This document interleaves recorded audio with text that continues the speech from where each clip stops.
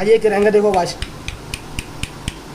ये क्रैंक की बेरिंग पूरी ख़त्म है, ये बेरिंग ख़राब है, इसलिए बहुत ज़्यादा है इन बेरिंगों में, ये चेंज होंगे, क्रैंक रिपेयर करानी पड़ेगी।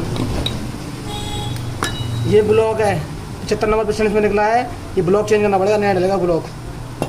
और क्लच की असेंबली है, ये पूरी चेंज होगी, ये पूरी घिस चुकी हैं, उसमें निशान आ रहे हैं, ये चेंज करने पड़ेंगे।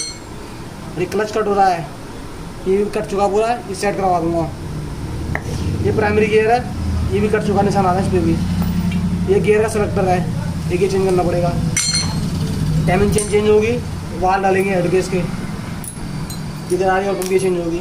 और बेरिंग सारे फटके पड़ेंगे इसके, 3 ये हैं, 1 ये है चैम्बर के, ये बेरिंग चेंज कराने पड़ेंगे। और इसकी हालत देखो क्या कर रखी है उन में, बोर्ड लगा के भर रखा है बोर्ड में।